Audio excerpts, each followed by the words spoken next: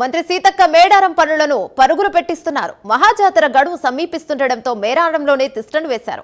ఇక రోడ్ల నిర్మాణం, గద్దెల ప్రాంగణంలో జరుగుతున్న గ్రానైట్ పనులు, బస్టాండ్, పార్కింగ్ స్థలాలు, జంక్షన్లను పరిశీలించారు. జంపనవాగులో ప్రమాదాలు జరగకుండా అధికారులకు సూచనలు చేశారు. ఇప్పటికే జాతరకు రోజుకు 50,000 మందికి పైగా భక్తులు తరలివస్తున్నారు. భక్తులకు ఎలాంటి అసౌకర్యాలు లేకుండా చూడాలని మంత్రి సీతక్క అధికారులను ఆదేశించారు. దీనిపై మరింత సమాచారం మా కరెస్పాండెంట్ తిరుపతి అందిస్తారు. రైట్ తిరుపతి, చెప్పండి.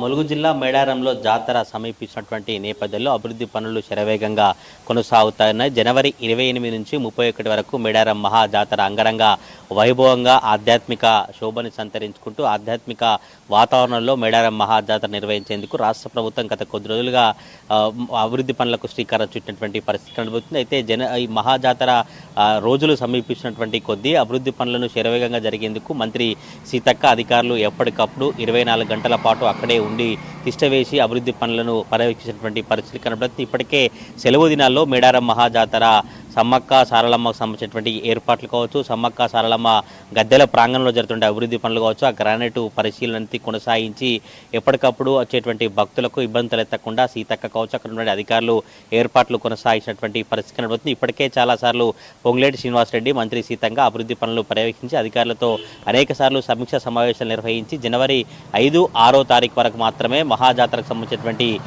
అభివృద్ధి పనులు కావచ్చు, మేడారంలో జరుగుతున్న పనులన్నీ పూర్తి చేయాలి. ఆ తర్వాత భక్తులకు ఎటువంటి అసౌకర్యం కలగకుండా సౌకర్యాలు ఉండే విధంగా ఏర్పాట్లు ఉండాలంటూ కూడా మంత్రి సీతక్క పొంగులేటి శ్రీనివాసరెడ్డి అధికారులను ఆదేశించి పనులు శరవేగంగా కొనసాగించినటువంటి పరిస్థితి కనబడుతుంది. ఇటు గద్దెల ప్రాంగణం కావచ్చు, మేడారం పరిసర ప్రాంతాల్లో పెద్ద ఎత్తున అభివృద్ధి పనులు కొనసాగుతున్నాయి.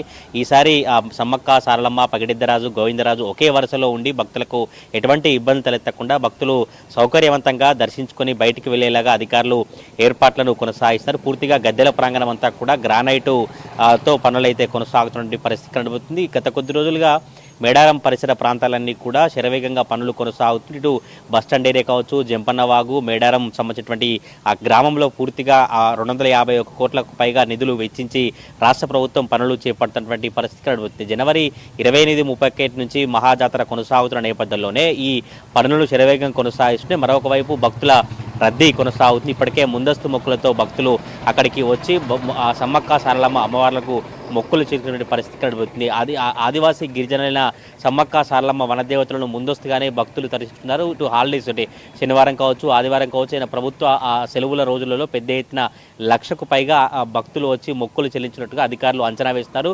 ప్రతిరోజు ఒక 50,000కు పైగా భక్తులు వచ్చి మొక్కులు చెల్లించినట్టుగా అధికారులు చెప్తున్నటువంటి పరిస్థితి కనబడుతుంది. ఇప్పటికే మేడారం రోడ్లన్నీ కూడా అటు పసరా, గోవిందరావుపేట, ములుగు రోడ్లన్నీ కూడా మేడారం వెళ్ళేటువంటి భక్తులతో రద్దీగా మారినటువంటి పరిస్థితి కనబడుతుంది. మొన్న వరుసలు క్రిస్మస్ కావచ్చు, శనివారం తర్వాత ఆదివారం సెలవులు రావడం నేపథ్యంలో 1,00,000కు పైగా భక్తులు వచ్చినటువంటి నేపథ్యంలో అక్కడ నుండి పోలీసులు కావచ్చు, మిగతా అధికారులు ఎటువంటి అవాంఛనీయ సంఘటనలు చోటు చేసుకోకుండా ఏర్పాట్లు కొనసాగించి భక్తులు సజావుగా మళ్ళీ తిరిగి వెళ్లేలా ఏర్పాట్లు కొనసాగించినటువంటి పరిస్థితి కనబడుతుంది. గత కొద్ది రోజుల సీతక్క అక్కడే మేడారం కావచ్చు, ములుగు ఏరియాలో ఉంటూ ఎస్పీ, కలెక్టర్లతో, స్థానిక అధికారులతో మాట్లాడి పనులన్నీ వేగంగా కొనసాగించాలంటూ కూడా ఆదేశాలు జారీ చేసినటువంటి పరిస్థితి కనబడుతుంది. నిన్న మేడారం పరిసర ప్రాంతం జంపనవాగు కావచ్చు, ఆర్టీసీ బస్టాండు ఏరియా కావచ్చు, అక్కడ గద్దెల ప్రాంగణం మొత్తం కూడా పరిశీలించి ఇంకా ఏ మేరకు పనులు పెండింగ్ ఉన్నాయి, ఏ మేరకు పనులు శరవేగం కొనసాగితే ఎప్పటి వరకు క్లియర్ అయితే తప్పకుండా భక్తులకు ఇబ్బంది కలగకుండా ఒకవైపు జాగ్రత్తగా దర్శించుకుని వెళ్లే విధంగా ఇబ్బంది లేకుండా చూడాలంటూ కూడా సీతక్క స్థానిక అధికారులకు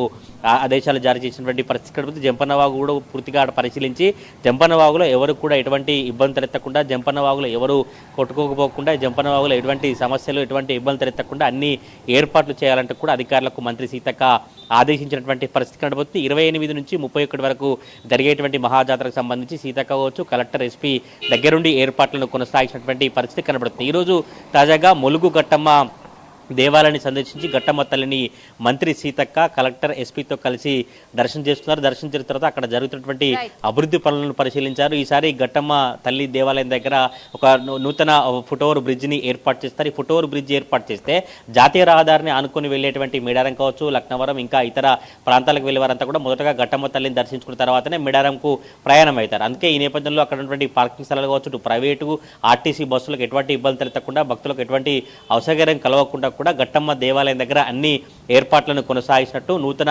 పార్కింగ్ స్థలాన్ని ఏర్పాటు చేసినట్టు సీతక్క కొద్దిసేపు క్రితమే మీడియాకు స్పష్టం చేసినటువంటి పరిస్థితి కనబడుతుంది. ఎప్పటికప్పుడు కలెక్టర్లు కావచ్చు, ఎస్పీ అధికారులతో సీతక్క ములుగు గట్టమ్మ ఉన్నటువంటి ప్రాంతాలు కావచ్చు, మేడారం, జంపన్నవాగు, ఆర్టీసీ బస్టాండు, చిలకలగడ్డ కావచ్చు, ఇటు మిగతా కన్నయ్యగూడెం సంబంధించినటువంటి ఏరియాల్లో కూడా పెద్ద ఎత్తున ఏర్పాట్లను కొనసాగించిన పరిస్థితి కనబడుతుంది. జాతర సమీపించినటువంటి కొద్ది ఒక అధికారులు కూడా సెక్టార్లుగా విభజించుకొని 8 సెక్టార్లుగా విభజించినటువంటి పరిస్థితి కనబడుతుంది. 8 మంది జిల్లా ఉన్నత స్థాయి అధికారులను నియమించి మొత్తం మేడారం పరిసర ప్రాంతాల్లో ఎటువంటి ఇబ్బంది తలెత్తకుండా మేడారం జాతర సజావుగా కొనసాగించేందుకు అధికారులు అయితే అన్ని ఏర్పాట్లను కొనసాగించినటువంటి పరిస్థితి కనబడుతుంది. మేడారం జాతర సమీపిస్తున్న కొద్దీ భక్తుల రద్దీ అయితే రోజు రోజుకు మరింతగా పెరుగుతూ ఉన్నటువంటి సిచ్యువేషన్ కనబడతా ఉంది.